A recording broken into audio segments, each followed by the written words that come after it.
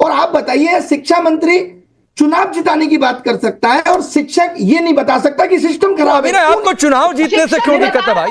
जो आदमी इस देश में सिविल वॉर कराना चाह रहा है, बच्चों को शिक्षा ऐसे दे रहा है कि सड़कों पे उतरो, दंगे करो और ये सब करो, तो उसको इतना भी हक पड़ता है यहाँ पे एजुकेशन सिस्टम के बारे में बोलने में। मैं हूँ यासर मलिक। टीचर को हम भगवान का दर्जा देते हैं क्योंकि माँ बाप और टीचर नहीं होता है। अभी इसमें दो कौड़ी का कह देना, बीच में मत बोलिए। शिक्षक अच्छा पढ़ाई करता रहे, उसको उसकी पढ़ाई मेहनत का फल अपना दे, लीक कराते रहे पीछे से।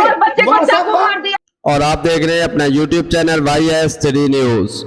रील शॉर्ट्स की बात कर रही हैं, ये कर सकती हैं, प्रधानमंत्री जी कर सकते हैं। ये शायद बीजेपी की प्रवक्ता 2 साल 3 साल 4 साल से होंगी, मैं 15 साल से पढ़ा रहा हूं।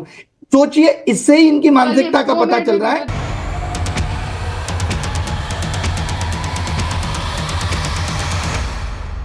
पेपर लीक पर हो रही डिबेट में बीजेपी की प्रवक्ता राधिका खेड़ा और YouTube पर पढ़ाने वाले टीचर्स अभिनय शर्मा के बीच में हुई बहुत ज्यादा तीखी बहस।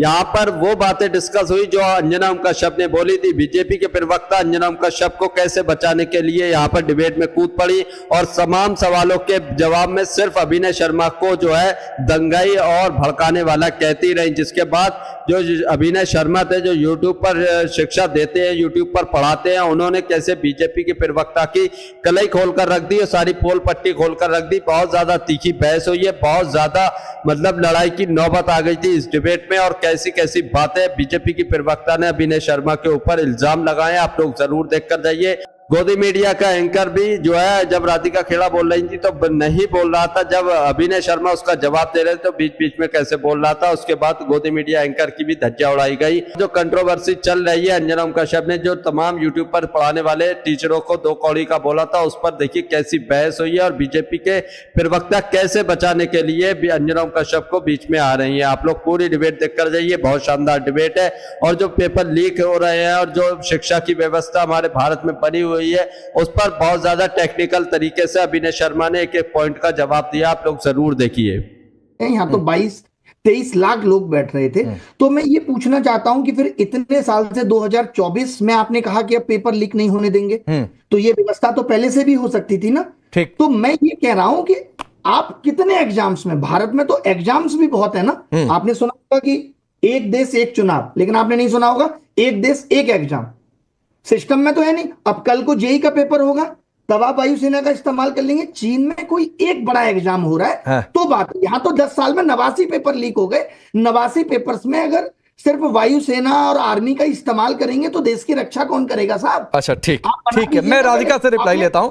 राधिका अभिनव और मुझे स्क्रीन पर रखिए और साथ ही ये लगातार साइट भी मैंने ऑन करके रखी हुई है। अब राधिका रिप्लाई करिए। अभिनव एक टीचर है, इनकी बात का क्या जवाब है?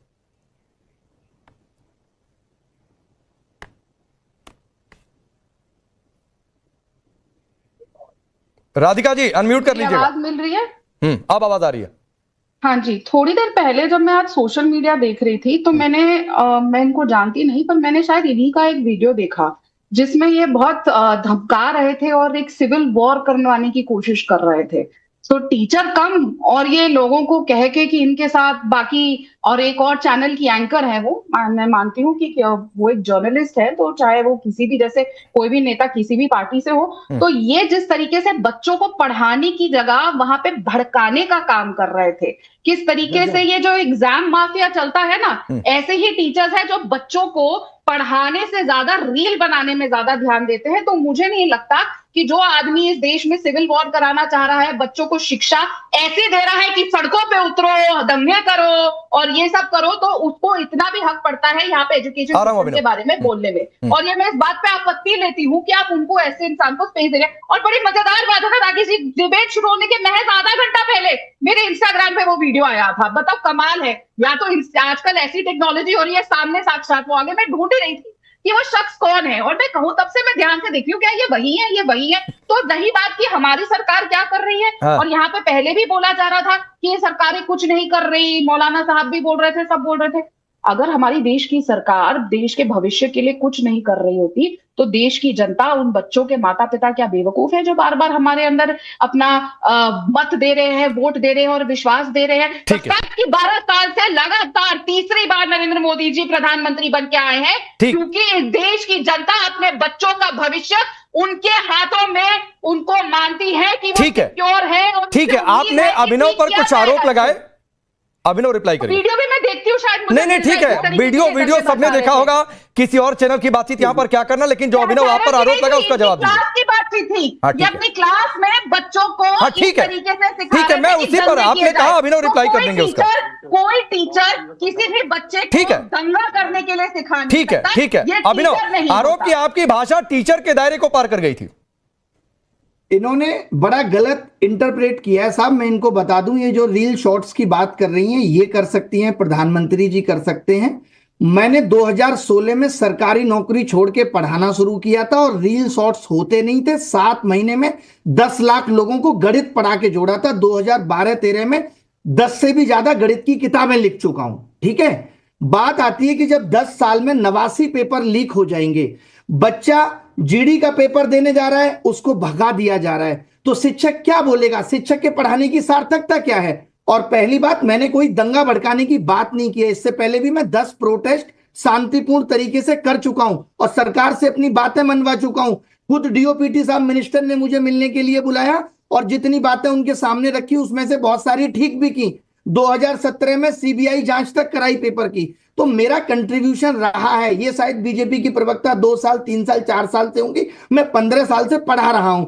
सोचिए, इससे ही इनकी मानसिकता का पता चल रहा है कि एक रील इनके सामने आई और उस एक रील से इन्होंने मेरे आकलन कर दिया। आप सोचिए, एक रील पर्याप्त। लेकिन अभिनव आपने एक बात कही कि डीओपीटी साहब से आपकी मुलाकात हुई, बहुत सारी बातें हुई, बीजेपी सरकार ने कुछ बातें मानी भी, तो ये तो आप मानेंगे कि बीजेपी कमियों को शायद दूर करने की कोशिश कर रही है जो सिस्टम में खामियां।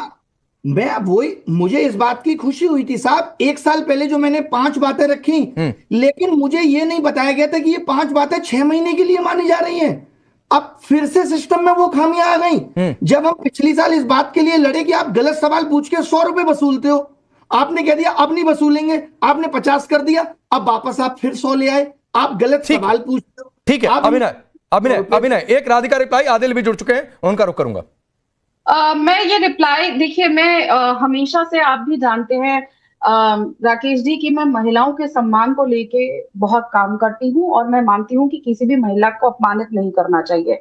तो मैं फिर अपनी बात पे कायम हूँ कि ये टीचर होके एक महिला, एक बहुत ही वेल नोन महिला जर्नलिस्ट, और मैं कहती हूँ चाहे वो वेल नोन ना हो, किसी भी महिला या पुरुष के लिए जो जर्नलिस्ट है, क्योंकि जर्नलिस्ट हमारे देश की डेमोक्रेसी का चौथा स्तंभ है, उनके खिलाफ किस तरीके से भड़काया जा रहा था, किस तरीके से स्टूडेंट्स को क्लास में, और वो कोई वो छोड़ दीजिए, सवाल ये उठता है कि क्लास में एक तो उस पर कभी चर्चा कर लेंगे राधिका जी, उस पर कभी चर्चा कर लेंगे। आज बहुत टेक्निकल पॉइंट्स पर मैं चाहता हूँ चर्चा करना। सोशल मीडिया जो माफिया है ना, जो ये एजुकेशन इंस्टीट्यूट चल रहे हैं जहाँ पे पढ़ाई के अलावा सब कुछ हो रहा है, ये भी रिस्पॉन्सिबल है पेपर लीक। नहीं तो आप ये कह रही हैं कि ये आप कह रही हैं कि अभिनय जैसे लोग उस माफिया गिरोह से जुड़े हुए हैं।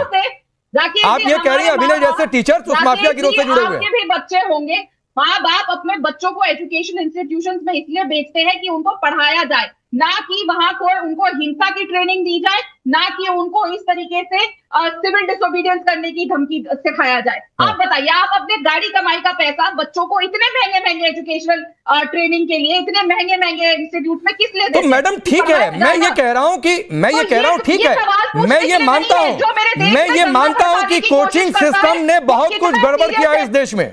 आप कोटा चले जाइए, इलाहाबाद चले जाइए, दिल्ली में कई इलाके ऐसे हैं। अभिनय, आप मानेंगे कि कोचिंग सिस्टम ने गड़बड़ियां की हैं? एक माफिया सिस्टम है, काम करता है ये। राकेश जी, कोचिंग सिस्टम ने इतनी गड़बड़ियां की हैं, भड़काने के लिए कर रहे हैं और फिर वो हमें ज्ञान दे कि कैसा सिस्टम चलना चाहिए। नहीं, ज्ञान की बात नहीं है, हम बस एक ओपिनियन की बातचीत कर रहे हैं, कोई ज्ञान की बातचीत नहीं है, एक ओपिनियन की बातचीत है, हम सबका ओपिनियन लेते हैं। अभिनय, एक शॉर्ट रिप्लाई, फिर मैं आदिल के पास जाऊंगा। अरे साहब, कोचिंग सिस्टम खराब है तो इसको ठीक करने की, बंद करने की जिम्मेदारी किसकी है? आपको पता है 4 साल पहले मैंने आवाज उठाई कि कोचिंग गलत तरीके से रिजल्ट प्रोड्यूस करते हैं, कंज्यूमर प्रोटेक्शन कोर्ट में शिकायत वीडियो को पूरा जरूर देखकर जाइए। आगे अभिनय शर्मा और बीजेपी के प्रवक्ता राधिका खेड़ा के बीच में बहुत तीखी बहस होने वाली है, लड़ाई की नौबत आने वाली है, तो पूरी डिबेट देखिए। जागा और उसने कोचिंग पे 1,46,00,000 के जुर्माने लगाए हैं हम जैसे लोगों ने। तो हम तो खुद कहते हैं अगर सिस्टम में खराबी है तो ठीक करो, सरकार की नजर में क्यों नहीं आ रहा ये?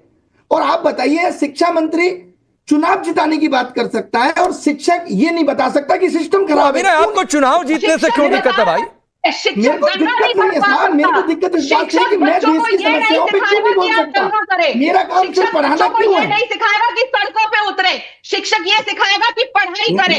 शिक्षक अच्छा पढ़ाई करता रहे, उसको उसकी पढ़ाई मेहनत का फल अपना दे, लीक कराते रहे पीछे से और हम पढ़ाते रहे तो कल को तो बच्चा हमसे पूछेगा कि आप पढ़ा क्यों रहे? इसलिए एक बेचारे बच्चे का दिल गाजियाबाद में मर्डर हो गया क्योंकि शिक्षा के नाम पे ये सिखाया जाता है। गलत, आपने गलत इंटरप्रेट किया। आप भी तैयारी कर रही हो। नहीं, एक चीज मेरा सवाल है आदिल भाई, 1 मिनट और दे दीजिए, आ रहा हूं माफी के साथ। राधिका एक बात और है, मैं ये मानता हूं, अभिनय भी मान रहे हैं और बहुत सारे लोग शायद इस बात से सहमत होंगे कि कोचिंग सिस्टम में एक माफिया सिस्टम काम करता है। तो ये बताइए, इसको खत्म करने की जिम्मेदारी किसकी है? सरकार की। देखिए वो करेगी सरकार, वो बिल्कुल करेगी क्योंकि हम कोई भी चीज नहीं छोड़ेंगे। मैं इतना जानती हूँ राकेश जी, मैं दोबारा अपनी बात पे कायम रहूंगी। एक अध्यापक, एक टीचर को हम भगवान का दर्जा देते हैं क्योंकि माँ बाप और टीचर ही होता है। अब बीच में मत बोलिए, ये टीचर है ऐसे सिखाते हैं आप बच्चों को कि बीच में बोलिए। ये अपना एग्जाम्पल खुद ही दे रहे हैं कि किस तरीके से पढ़ाते होंगे। मैं वापस आती हूँ, अध्यापक जो होता है वो कहीं पे भी पढ़ाता हो, वो हमारे लिए, बच्चों के लिए भगवान जैसा होता है। इसलिए आज भी जब हम टीचर्स डे मनाते हैं, अपने गुरु को जाके उनको समर्पित करते हैं उस दिन को, आज भी हम अपने पुराने टीचर्स को इतनी रिस्पेक्ट देते हैं क्योंकि उन्होंने हमें सिखाया है। लेकिन टीचर, और मैं बिल्कुल कहती हूँ अवेयरनेस बहुत जरूरी है, बच्चों को भी पता होना चाहिए कि अगर कहीं पे पेपर लीक कर रहा है तो उस बात का मुद्दा उठाए। लेकिन अगर टीचर ही सिखाए कि हिंसा करो, सड़कों पे उतरो, बच्चों का काम वो नहीं है। देश की जनता ताकि ढंग से चले, वो काम जिम्मेदारी गवर्नमेंट की है कि उनको कोई तकलीफ ना हो, बच्चों को तकलीफ ना हो, इसलिए हम सिस्टम ठीक कर रहे हैं। 70 साल से जो सड़न इस देश में कांग्रेस पार्टी छोड़ के गई है, उसको अगर आप सोचते हैं कि 5 साल 6 साल में सब कुछ ठीक हो जाएगी, मैं फिर बोल रही हूँ, मुझे बता दें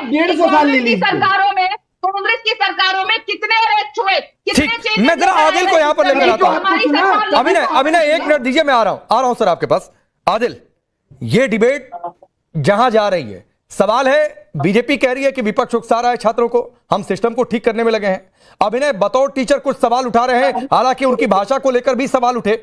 आपका टेक, खान साहब रुक जाइए, मैं आऊंगा। मुझे मालूम है आज थोड़ा नेताओं को मैं वैसे भी कम समय देना चाहता हूं। लड़के जीता गया है। हाँ। राकेश भाई, हमारी यही बात है कि प्रधानमंत्री हर कुछ पे बोलते हैं, प्रधानमंत्री इस पर क्यों नहीं बोल रहे हैं? मन की बात करते हैं, रेडियो की बात करते हैं, टीवी की बात करते हैं, टेलीप्रॉम्प्टर से बात करते हैं। प्रधानमंत्री को आना चाहिए और जो भी इन्वॉल्व है इस कमेटी में, उसको एक प्रधानमंत्री की तरफ से, पीएमओ की तरफ से, एचआरडी की तरफ से एक नोटिफिकेशन हो कि कभी भी वो दोबारा कोई भी सरकारी पद पर नहीं आए, उस पर एफआईआर हो। नीट का चेयरमैन क्या कर रहा है, बाकी जो लोग जुड़े हुए तो वो क्या कर रहे हैं, परमानेंटली उसको बैन कर दिया जाए, उस पर एफआईआर किया जाए। Who is the responsible? ये देखना, अभी मैं सीमांचल से आता हूँ, मैं अपने बलरामपुर का एक लड़का जो पटना में रह के पढ़ाई करता था, 1 महीना पहले उसका एक महीना पहले एग्जाम कैंसिल हुआ। अब उसके बाद पटना में रहने की जगह नहीं है उसके बाद, क्योंकि उसने 1 साल का हॉस्टल का फीस दिया था, उसके बाद अब जगह नहीं है रहने के लिए। मुझे गुजारिश करना पड़ा एक आदमी से उसको रहने के लिए। ऐसा लाखों बच्चों के साथ हुआ है जो ग्रामीण क्षेत्र से आते हैं। आप ही बताइए, कोई भी तो सरकार की जवाबदेही है ना। प्रधानमंत्री हर मामले में बोलते हैं, लेकिन प्रधानमंत्री का अभी तक इस पर क्यों नहीं बोले? एक्शन क्या हुआ? एयरफोर्स ले आएंगे, टैंकर ले आएंगे, परमाणु ले आएंगे। अरे तो आने दीजिए टैंकर, ये सब तंज क्यों कसना? ये सब तंज क्यों कसना आदिल? क्या? अरे आने दीजिए टैंकर, आने दीजिए फोर्स, क्या दिक्कत है? आप कहिए कि भाई सब करो, पेपर लीक ना हो, न्यूक्लियर बम ले आइए, लेकिन प्रधानमंत्री को बोलिए ना बोलने। राधिका, आदिल की बात का जवाब ठीक है, 30 सेकंड।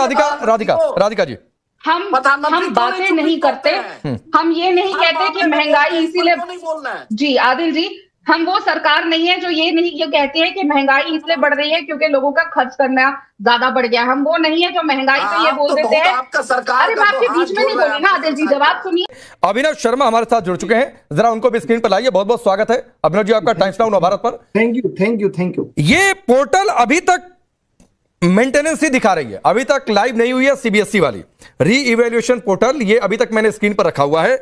कितनी बड़ी चिंता, कितनी बड़ी समस्या छात्रों के सामने, कितनी बड़ी समस्या, क्योंकि आगे जेईई है, उसकी काउंसलिंग है, अलग अलग यूनिवर्सिटीज कॉलेजेस में एडमिशन की बातचीत होती है। अभिनव, मैं वही कह रहा हूं कि जिस दौर में हम डिजिटल इंडिया की बात कर रहे हैं, विश्वगुरु बनने की बात कर रहे हैं, विकसित भारत बनाने की बात कर रहे हैं, वहां हमारा सिस्टम अंडर मेंटेनेंस है। ये कुछ कुछ वैसा याद दिलाता है जैसे एसबीआई में जब जाते थे तो वो कुछ भी होता था एक ही बहाना करते थे, सर्वर इशू। आज आपने देखा होगा कि सीयूईटी के एग्जाम में इन्होंने कह दिया टेक्निकल ग्लिच, सीबीएसई में आ रहा है अंडर मेंटेनेंस। यानी आपने पूरे सिस्टम को कैसा बना दिया है, अंडर मेंटेनेंस, टेक्निकल ग्लिच, जिसका कोई टाइप नहीं है। और हम बात कर रहे हैं कि हम डिजिटल इंडिया में हैं। सरकार डिजिटल इंडिया नारों में दिखाती है, पीआर पे खर्च करती है, और वहां हमारा सिस्टम सीबीएसई जो कि बेसिक एजुकेशन के लिए जिम्मेदार था, उसकी ये हालत है। और मतलब इससे ज्यादा दुख की बात और कोई नहीं हो सकती, इससे ज्यादा दुर्भाग्य की बात कोई और नहीं हो सकती। अभिनव, आपके हिसाब से गड़बड़ी कहां हुई? गड़बड़ी मेरे हिसाब से मंशा में है और प्राथमिकता में है कि हमारी सरकार की प्राथमिकता में शिक्षा नहीं है। सोचिए, हमारा शिक्षा मंत्री अगर चुनाव जिताने की जिम्मेदारी लेता रहेगा तो शिक्षा की जिम्मेदारी कौन लेगा? हमारे शिक्षा मंत्री को नीट का पेपर लीक रोकने के लिए रक्षा मंत्री, एविएशन मिनिस्टर से मीटिंग करने के लिए वायुसेना का सहारा लेना पड़ेगा। तो शिक्षा मंत्री क्या कर रहा है? आप देखिए, इतने सारे क्वेश्चन उठने के बाद। अभिनव, एक छोटी सी बात, मैं आपकी बात का राधिका खेड़ा से रिप्लाई लूंगा। तो दोस्तों, आप लोगों को ये डिबेट देखकर कैसा लगा, इस पर अपनी राय जरूर देकर जाइए। ये गांव नाम है उस परीक्षा का, उस परीक्षा का सिस्टम क्या, क्या वहां पर फोर्स इस्तेमाल नहीं होती है? क्या वहां पर जेल टाइप की व्यवस्था बनाकर जो पेपर सेट करते हैं उनको एक जगह रखा नहीं जाता, आइसोलेट नहीं किया जाता है? दिक्कत क्या है अगर आपको एयरफोर्स या फोर्स इस्तेमाल की जा रही है तो दोस्तों, आप लोगों ने ये पूरी डिबेट देखी, आप लोग इस डिबेट के बारे में क्या कहते हैं, अपनी राय इस पर जरूर देकर जाइए। आजकल सोशल मीडिया पर एक ही रील सबसे ज्यादा ट्रेंड में आ रही है, जो है कि अंजना ओम कश्यप ने YouTube पर पढ़ाने वाले जो तमाम टीचर्स हैं उनको किस तरीके से दो कौड़ी का बोला, और उनको कोई भी ज्ञान नहीं है इस तरीके से बोला, और कुछ भी आकर पढ़ाकर निकल जाते हैं ऐसा बोला। जिसके बाद तमाम YouTube के शिक्षकों ने उस पर जो मतलब बात अंजना ओम कश्यप ने कही उस पर अपनी प्रतिक्रिया दी, और अपने हिसाब से प्रतिक्रिया दी, जिसमें अभिनय शर्मा ने भी अपने हिसाब से प्रतिक्रिया दी थी। आप लोगों ने देखा होगा कि अभिनय शर्मा ने क्या बोला। अभिनय शर्मा ने कोई दंगा भड़काने की बात की या नहीं की, आप लोग उस पर ही बताकर जाइए। क्या अभिनय शर्मा ने लोगों को या स्टूडेंट्स को उकसाने की बात की, दंगा भड़काने की बात की, जो बीजेपी के प्रवक्ता लगातार इस डिबेट में बोलती आई? उनसे शिक्षा के बारे में कोई जवाब नहीं दिया, उन्होंने किसी के बारे में कोई जवाब नहीं दिया, सिर्फ एक ही बात की रट लगाए पड़ी थी, एक ही बात को पकड़ कर बैठ गई थी। सवाल चाहे कोई सा भी पूछा जा रहा था शिक्षा के ऊपर कि शिक्षा भारत की इतनी खराब व्यवस्था, कि शिक्षा की व्यवस्था इतनी खराब क्यों है, कब तक आखिर ये पेपर लीक होते रहेंगे, क्यों सिस्टम को नहीं बदलती ये सरकार, कब काम करेगी ये सरकार? तो आप लोगों ने देखा होगा सिर्फ एक ही रटती के अभिनय शर्मा जो है ये शिक्षक नहीं है, ये भड़काने की बात कर रहे थे, ये सिविल वॉर करने की बात कर रहे थे, सिर्फ इसी दायरे के बीच में घूमती रही। और आज भी पेपर लीक हो रहा है भारत के अंदर। उसका इल्जाम सीधा कांग्रेस के ऊपर आ रहा है कि कांग्रेस ने 70 सालों में जो मतलब गंदगी फैलाई है उसको भाजपा जो है 8-10 सालों में सही नहीं कर सकती, उसके लिए और साल चाहिए उनको, और ज्यादा मतलब 70 ही साल चाहिए उनको इस तरीके से व्यवस्था ठीक करने के लिए। हर चीज का इल्जाम कांग्रेस के ऊपर आता है, और इनसे जो सवाल पूछता है फिर वो देशद्रोही या दंगा भड़काने वाला या फिर वो जो है भारत के खिलाफ काम करने वाला बन जाता है, चाहे वो कोई भी हो। अगर इनसे सवाल पूछेगा, अगर इनकी कमियां निकालेगा तो वो सारा इल्जाम इनके ऊपर आ जाएगा। गोदी मीडिया एंकर अंजना ओम कश्यप ने बोला, उसके खिलाफ तो नहीं बोला कोई भी आकर, किसी ने भी ये नहीं कहा कि अंजना ओम कश्यप ने तमाम जितने भी शिक्षक हैं उनको दो कौड़ी का बोला या उनको ज्ञान नहीं है इस तरीके से बोला। ये बहुत ज्यादा गलत बात थी, ऐसा नहीं बोलना चाहिए था अंजना ओम कश्यप को। शिक्षक जो होते हैं वो गुरु के समान होते हैं, जैसा खुद बीजेपी के प्रवक्ता ने कहा, लेकिन जब उसी गुरु को दो कौड़ी का बोला जाएगा तो हर किसी को गुस्सा आएगा। तमाम स्टूडेंट्स उनसे पढ़ते हैं, ज्ञान लेते हैं, तो क्या उनकी भावनाएं आहत नहीं होती हैं?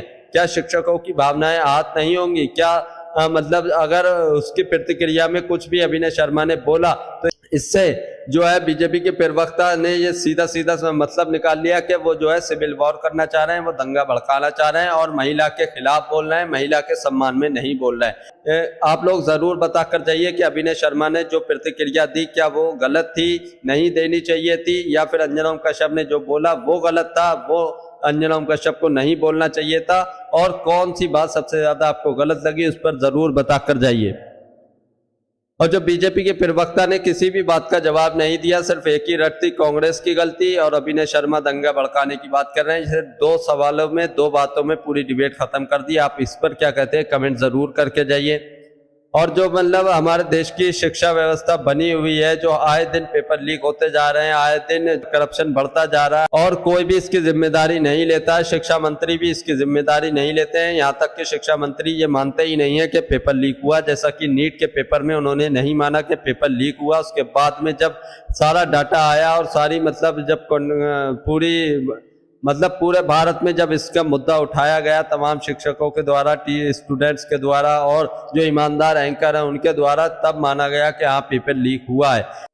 वही सीबीएसई में भी आप लोगों ने देखा कैसे करके मतलब कैसे ग्लिच आ जा रहे हैं, किस तरीके से टेक्निकल इशू हो जा रहे हैं, कैसी व्यवस्था है। डिजिटल इंडिया बनाने की प्रधानमंत्री मोदी ने बात की थी और यहाँ पर ऐसी व्यवस्था शिक्षा की बनी हुई है जहाँ पर भारत का जो भविष्य है वो युवा होते हैं, युवा को बताया जाता है और युवा ही भारत का भविष्य है। लेकिन उन युवाओं की कोई भी जिम्मेदारी नहीं लेता है। उन युवाओं जो अपनी हक की आवाज उठाते हैं उसको दबा दिया जाता है। पेपर लीक धड़ल्ले से हो रहे हैं, शिक्षा पर काम कुछ भी नहीं हो रहा है। जैसा अभिनय शर्मा ने बताया कि जो हमारी सरकार है उसकी प्राथमिकता शिक्षा है ही नहीं। तो आप लोग इस पर क्या कहते हैं कमेंट जरूर करके जाइए। और कांग्रेस को आखिर बीजेपी कब तक कोसती रहेगी? 70 सालों में उन्होंने जो किया था वो भर लिया उन्होंने, उनको सत्ता से जनता ने निकाल दिया है।